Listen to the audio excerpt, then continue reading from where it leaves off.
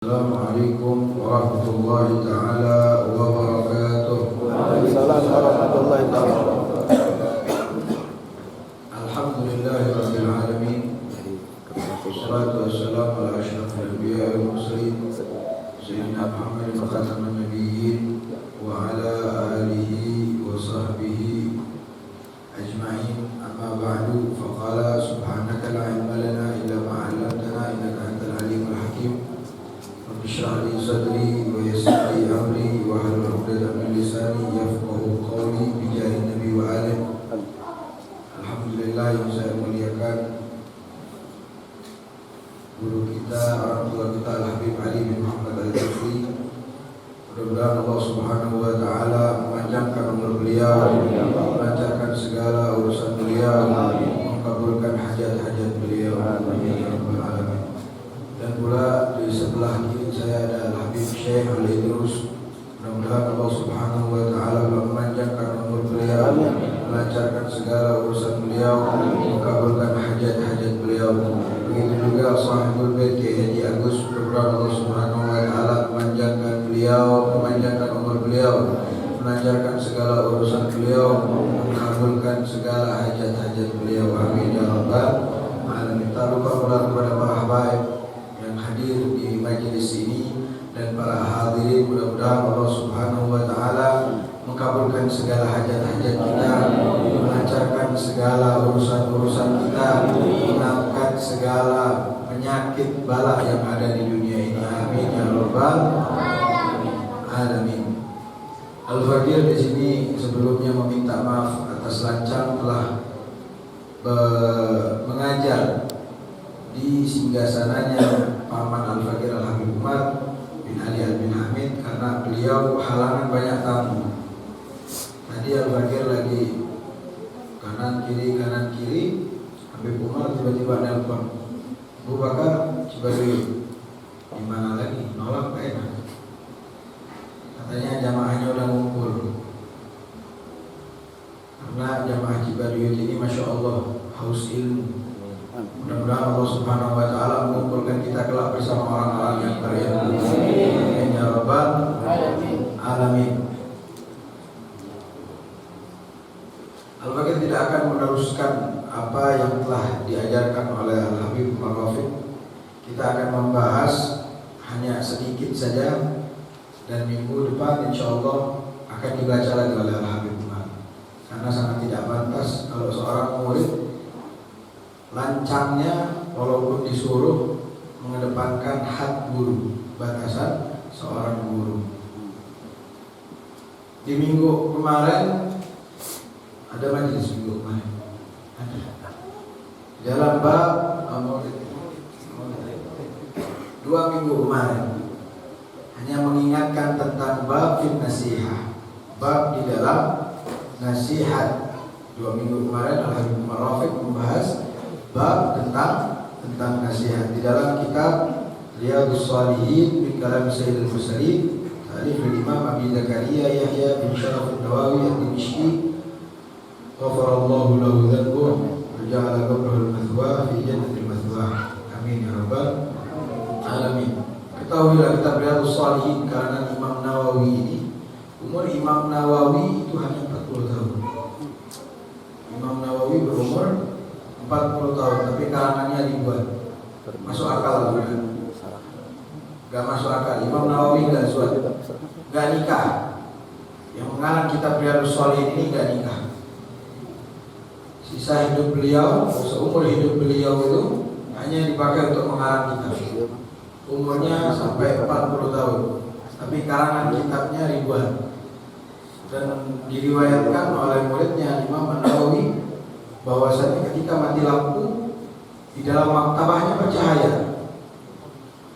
Apa yang bercahaya? Yang bercahaya hanya kitabnya Imam Nawawi. Setiap kitab Imam Nawawi itu bercahaya. Min karamatil Imam Nawawi, walaupun Imam Nawawi yang udah nggak ada, tapi kitabnya sampai sekarang masih ada. Jadi beruntung sekali Jalsatul Isnin Ba'alawi ini setiap malam Sabtu membaca kitab Riyadhus Shalihin min kalam Sayyidil Mursalin. Ini suatu keberuntungan, suatu kebanggaan bagi diri kita. Karena Riyadhus Shalihin ini hanya dibaca biasanya di dalam pesantren yang benar-benar bermanhaj terhadap muhaddits, terhadap orang yang meriwayatkan hadis-hadis, terhadap orang yang memiliki sanad. Biasanya Riyadhus Shalihin itu dikaji oleh pesantren yang seperti itu. Tapi Masya Allah, Jalsatul Islam Mbak Alawi ini mengkaji kitab Riyadhus Shalihin. Alhamdulillah, ini adalah suatu kebanggaan. Makanya di minggu kemarin Ustaz Ihsan mengatakan apa? Al-ijtima, thamratul ijtima, hiya al-ittiba. Ya, manisnya buahnya perkumpulan itu apa? Al-ittiba, mengikuti terhadap baginda Nabi Muhammad sallallahu alaihi wasallam. Pada malam hari ini kita berkumpul dalam mengkaji hadis, mengkaji kalamnya Sayyidul Mursalin, perkataannya tuannya para Rasulullah Subhanahu wa taala. Mudah-mudahan Allah Subhanahu wa taala bisa mengikutkan diri kita terhadap baginda Nabi Muhammad sallallahu alaihi wasallam. Di sini bab fin nasihah. Kemarin udah dijelasin di sini deh, jadi susunannya dalil Quran di dalam kitab Riyadhus Shalihin ini bab fin nasihah, bab di dalam nasihat. Itu dijelaskan dulu. Nasihat ini di dalam agama Islam itu seperti apa? Apakah dianjurkan atau tidak?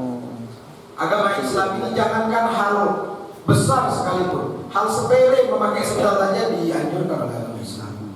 Itu agama Islam, kemuliaan agama Islam. Jangankan negara diatur, jangankan negara yang diatur, hal sepele seperti memakai sendal, makan, minum, bagaimana tata caranya bercengkrama dengan orang besar, bagaimana caranya masuk ke masjid, bagaimana itu dijelaskan semua oleh agama Islam ini. Makanya agama Islam adalah agama yang paling mulia. Lamma Allahu da'ina li ta'atihi bi akramir rusli kunna akramal ummat. Paling mulianya umat itu umatnya baginda Nabi Muhammad. Paling mulianya agama adalah agamanya baginda Nabi Muhammad sallallahu alaihi wasallam, yaitu agama Islam. Jadi di sini dalilnya mana sih nasihat itu dianjurkan oleh agama atau enggak? Dalilnya di sini innamal mu'minuna ikhwah. Sesungguhnya setiap mukmin itu saudara. Kita ini saudara, walaupun kita beda ayah, beda ibu, beda keturunan, beda kakek, beda rasul, beda buyut-buyut, tapi kita saudara. Mana dalilnya? Innamal mu'minuna ikhwah. Sesungguhnya orang-orang mukmin itu adalah ikhwatun. Jadi kita ini saudara. Karena kalau ada geng motor itu biasanya yang paling solid geng motor itu geng Vespa. Iya. Kalau Vespa mogok, temannya hormat bantuin. Nah itu walaupun sepele, umat Islam ini walau itu sepele atau enggak, niat membantu walaupun dia tidak mengetahui ada dalil tentang al-mu'minuna ikhwah, ad-dinun nasiha, enggak mengetahui itu. Ada yang mengetahui orang-orang Vespa itu tentang dalil ini? Enggak mengetahui, tapi dia memiliki apa? Ingin membantu dalam kebaikan. Solidaritas. Ingin membantu itu satu kebaikan di jalan Allah Subhanahu wa taala. Bagaimana kalau kita telah mengetahui dalilnya, mana buktinya tentang nasihat dan tentang bahwasanya kita ini harus saling membantu dalam agama Islam. Double jadi. Ya, makanya ini ya, agak dalam kalau tentang nasihat. Sebenarnya kita tidak pantas saling menasihati. Kenapa? Dalam hadis Nabi Muhammad suatu saat, makna hadis artinya hadis, suatu saat ada orang yang akan diazab oleh Allah Subhanahu wa taala tanpa belas kasih. Itu siapa? Orang yang menyuruh kebaikan, menasihati orang, tapi dia tidak melakukan hal tersebut. Mudah-mudahan Allah Subhanahu wa taala menyelamatkan kami dari hal tersebut. Karena dalam bab nasihat. Wa qala ta'ala ikhbaran an Nuhin. Allah Subhanahu wa taala berkata ikhbaran an Nuh, memberitahuan pengabaran atas Nabi Allah Nuh alaihi salam, wa ansahu lakum, aku menasihati kalian Allah Subhanahu wa taala terhadap Nabi Nuh, wa an Hud, dan dari Hud alaihi salam, wa ana lakum nasihun amin, dan aku bagi kalian adalah orang yang menasihati dengan sejujur-jujurnya. Itu dalam Al-Quran. Nabi aja dinasihatin. Bagaimana kita umat Islam ini, manusia ini butuh dari nasihat setiap saat. Butuh dari nasihat, butuh dari tragedi-tragedi yang menimpa. Biasanya kalau misalnya kita lalai terhadap agama Allah Subhanahu wa taala, kita lalai terhadap syariat baginda Nabi besar Muhammad, perintah Allah kita lalaikan, ada orang mati, ada orang meninggal. Gimana tuh satu kampung? Apalagi ada kabar, wah ini pocongnya nggak nyaman dari kuburan, ke masjidnya rajin. Ada kabar lagi itu kuburannya disiksa, ada malaikat sampai ambles bau. Gara-gara tragedi, gara-gara hal seperti ini, baru takut semua. Ya ikhwan, ketahuilah, inna azabi lasyadid, kata Allah Subhanahu wa taala. Sesungguhnya azab itu pedih. Maka dari itu kita tuh harus sering-sering berzikir, bersolawat, minimal bersolawat, mengingat bahwasanya kita ini memiliki satu Tuhan.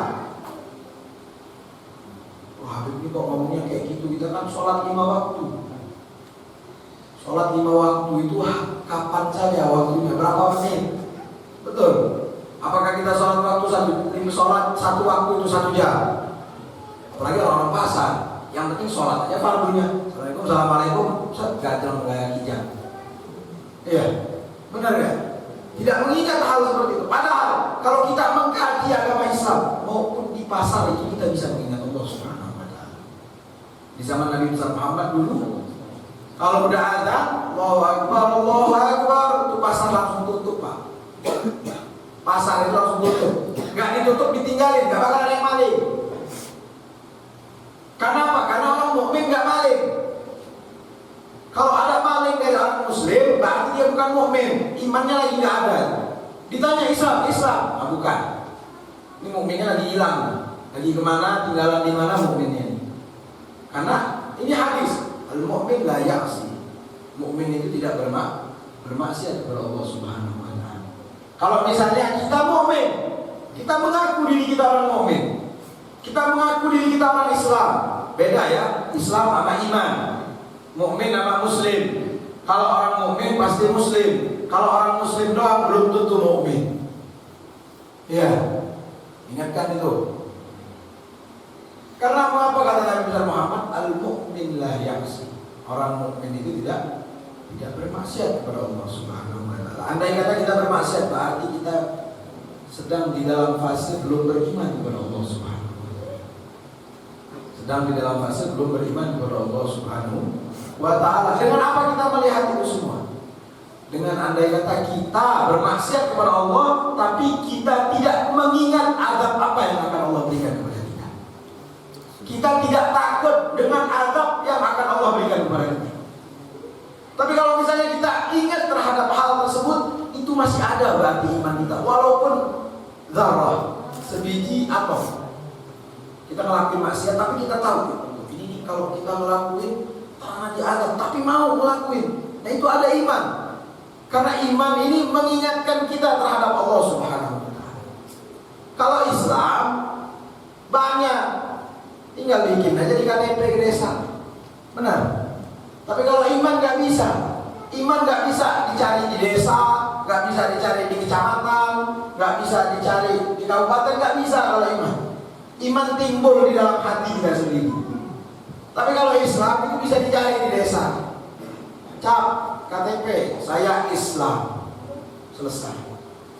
Tapi kalau orang yang beriman terhadap Allah Subhanahu wa taala, orang yang mengakui bahwasanya dia orang yang melaksanakan perintah-perintah Allah, walaupun dia berbuat maksiat, tapi dia masih memiliki rasa takut terhadap Allah, rasa penyesalan. Kenapa saya ini melakukan maksiat? Ketika ingin melakukan maksiat, tahu bahwa ini itu dosa. Hati-hati, orang yang seperti itu akan lebih pedih azabnya. Karena dia mengetahui hal baik, tapi dia tidak melakukannya. Orang yang mengetahui itu beda dengan orang yang tidak mengetahui. Apa kata Allah? Hal yastawil ladzina ya'lamuna wa la ya'lamun wal ladzina la ya'lamun. Hal yastawil ladzina ya'lamuna wal ladzina la ya'lamun. Apakah sama orang yang mengetahui dan orang yang tidak mengetahui? Jelas berbeda. Tukang sepatu ya taunya bordir sepatu. Tukang bakso ya taunya tentang racikan bakso.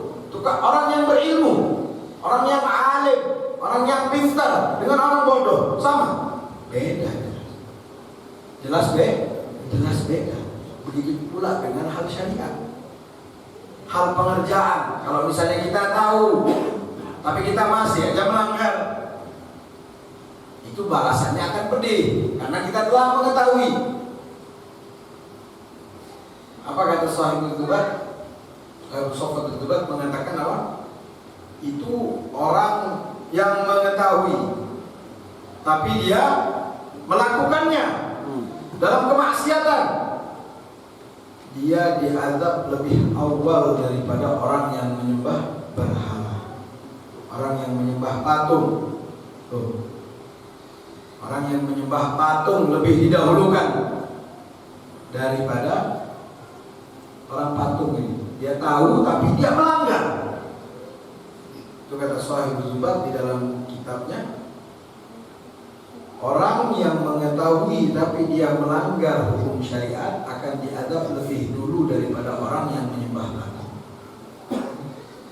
Saking dahsyatnya, saking Allah itu cinta terhadap umat Islam. Loh kok cinta?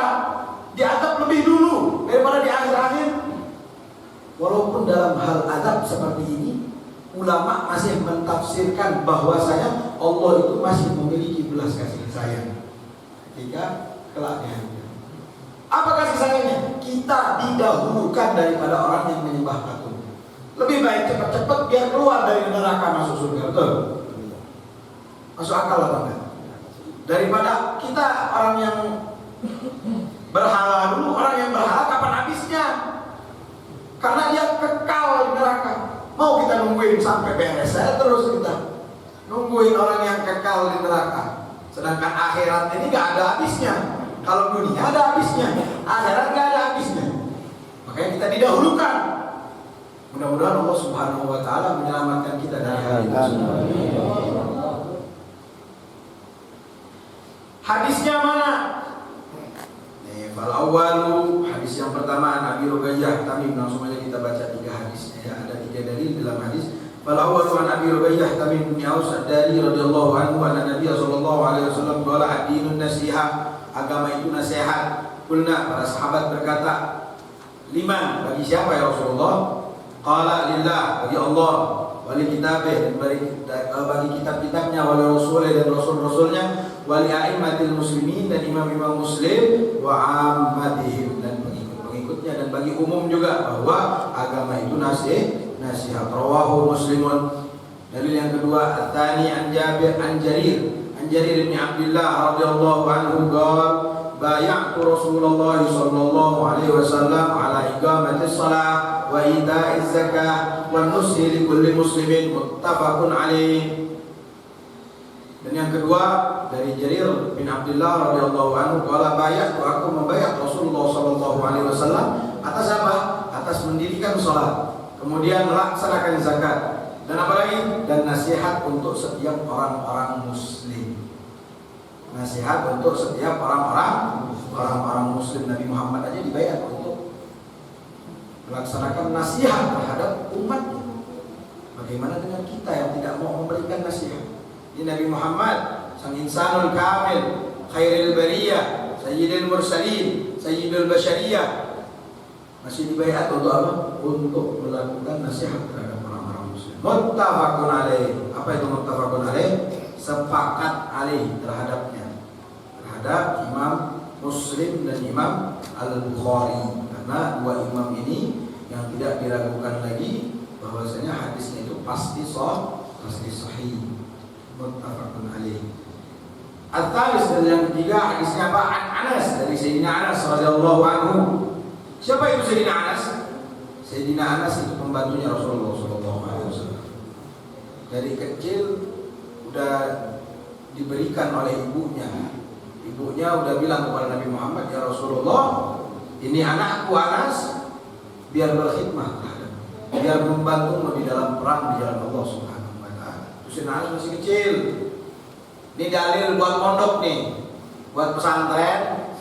Dari kecil, mana Sayyidina Anas yang melakukan? Ibunya Sayyidina Anas terhadap Sayyidina Anas anaknya, untuk berkhidmat kepada Rasulullah SAW. Akhirnya didoain, ibunya minta doain, ya Rasulullah doakan Anas. Minta doa buat Anas, didoain Rasulullah SAW. Apa ya doanya Rasulullah? Mudah-mudahan Sayyidina Anas ini panjang umur, banyak rezeki. Sayyidina Anas ini masuk surga. Akhirnya sahabat yang terakhir meninggal diriwayatkan siapa yang paling terakhir? Sayyidina Anas bin Malik. Sampai ada Atha bin Abi Rabah. Sayyidina Atha bin Abi Rabah tabi'in itu ketika di Mekah, di Madinah ingin melihat hilal. Ini tabi'in, Atha ini tabi'in, pengikutnya para tabi'in. Sayyidina Anas menzamani, saking tuanya Sayyidina Anas bin Malik. Ketika melihat hilal untuk Ramadan, Sayyidina Anas Atha bilang, hilalnya belum nampak buat Ramadan ini. Tapi Sayyidina Anas bin Malik mengatakan, itu udah ada hilal, kata Sayyidina Anas bin Malik. Orang-orang tercengang, kebingungan. Ini tabi'in mengatakan tidak ada hilal. Semuanya para imam nggak ada hilal, tapi yang bilang ada hilal Sayyidina Anas bin Malik, sahabat Nabi Muhammad, mengatakan bahwa adanya hilal. Akhirnya mencari mana hilal. Ketika Atha bin Abi Rabah melihat mukanya Sayyidina Bilal, rupanya apa? Sayyidina Anas, rupanya apa? Halisnya Sayyidina Anas itu saking tuanya panjang menutupi setengah muka, setengah mata. Jadi ketika Sayyidina Anas melek, dia kayak melihat, ini bulan ini kayak matahari, ini kayak ketutup, padahal alisnya sendiri apa dimiringkan oleh Sayyidina Atha bin Abi Rabah ketika tidak ada hilal. Saking ketuanya, saking panjangnya umur yang didoakan oleh Nabi SAW. Diriwayatkan pula Sayyidina Anas ini saking banyak anaknya, banyak rezekinya, itu beliau telah mengumpulkan anak cucu beliau, cicit anak cucu cicitnya yang telah dihadiri oleh Sayyidina Anas 100 lebih. Dahsyatnya doa Rasulullah SAW. 100 anak cucu dan cicitnya telah dihadir untuk menguburkan. Sayyidina Anas yang menghadiri, saking panjangnya, dan kebunnya itu paling kaya Sayyidina Anas bin Malik. Itu diriwayatkan oleh para imam hadis. Sayyidina Anas juga termasuk orang yang banyak meriwayatkan hadis terhadap hadis tersebut. Itu Sayyidina Anas bin Malik, salah satu orang yang meriwayatkan banyak hadis itu Sayyidina Anas bin Malik. Apa katanya? Ani Nabi SAW, dari Nabi Muhammad SAW, qala la yu'minu ahadukum hatta yuhibbu li akhihi ma yuhibbu li nafsihi, muttafaqun alaih. Tidaklah salah satu dari kalian itu bermukmin sehingga mencintai saudaranya bagaimana dia mencintai dirinya sendiri. Jadi kalau kita mencintai saudara kita itu bagaimana? Apakah kita mencintai saudara kita sekedarnya? Apakah kita mencintai saudara kita karena duitnya, karena kebaikannya? Tidak. Mencintai saudara kita itu bagaimana kita menjaga diri kita sendiri. Bagaimana caranya kita menjaga diri kita sendiri.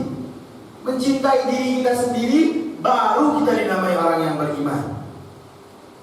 Nah, yu'minu ahadukum, tidaklah beriman salah satu dari kalian hatta yuhibbu li akhihi, mencintai saudaranya ma yuhibbu li nafsihi, dengan cara, dengan apa yang dia cintai terhadap diri dia sendiri. Makanya jangan pelit-pelit sama teman. Teman nggak punya sendal, beliin, paling bagus beliinnya, sama kayak kaki kita. Anggap aja kaki teman itu kaki kita. Diriwayatkan Sayyidina Umar bin Khattab ditanya oleh Rasulullah SAW, ya Umar, bagaimana kau mencintai aku? Aku mencintaimu lebih dari alam semesta.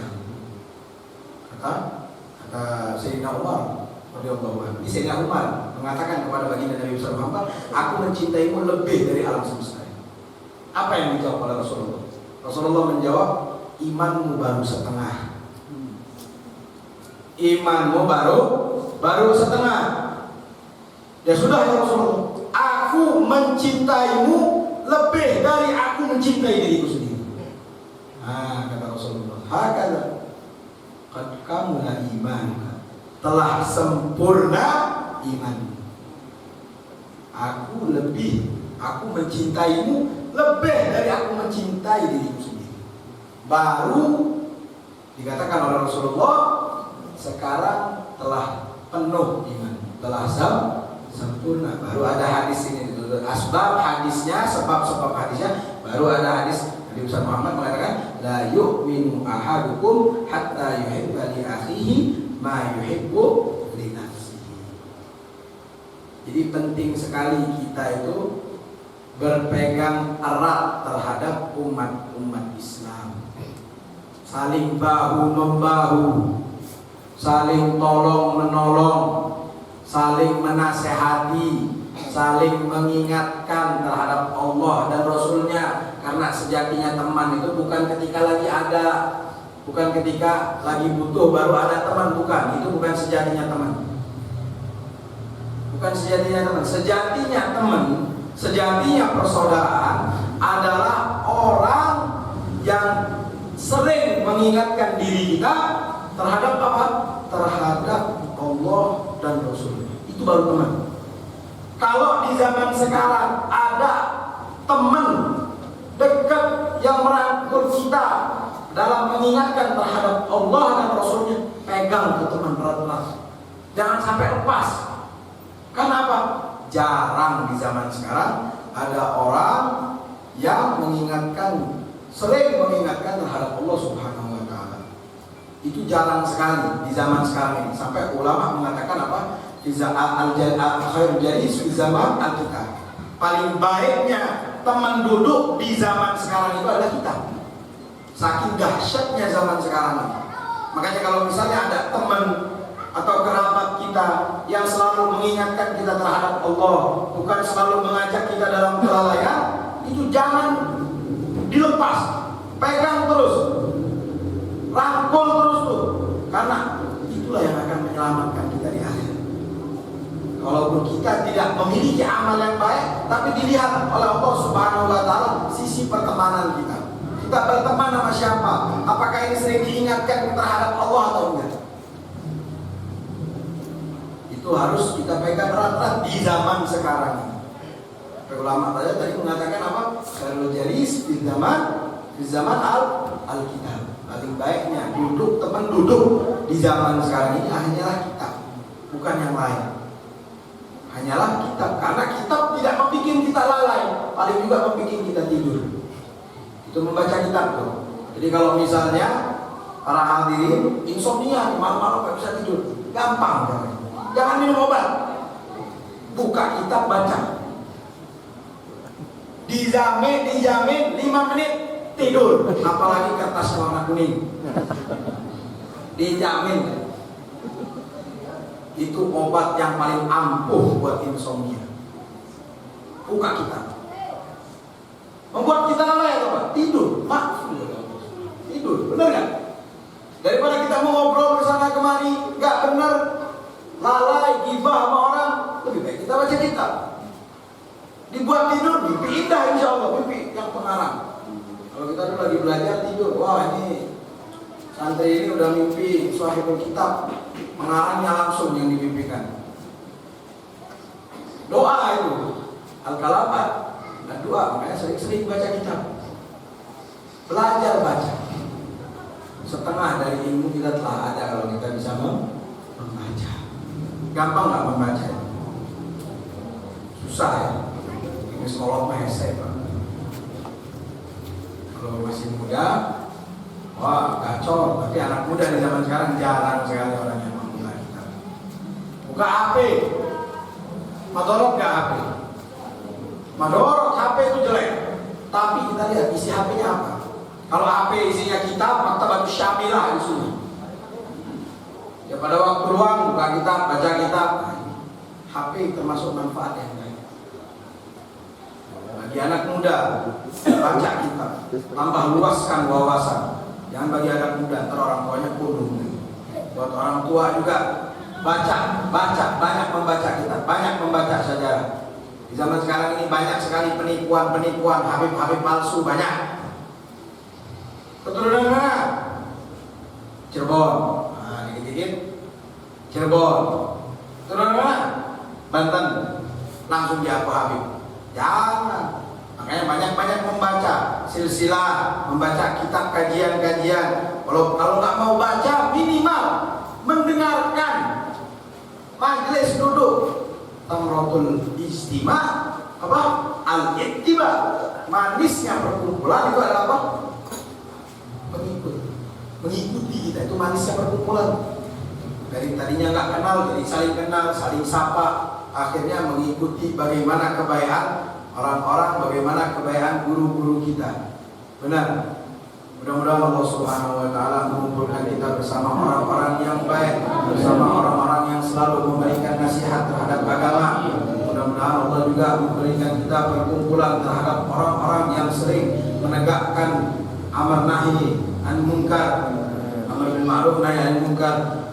Nasallallahu subhanahu wa ta'ala bi hadzal ijtima' hakadha minna wal afmikum. Assalamualaikum warahmatullahi taala wabarakatuh.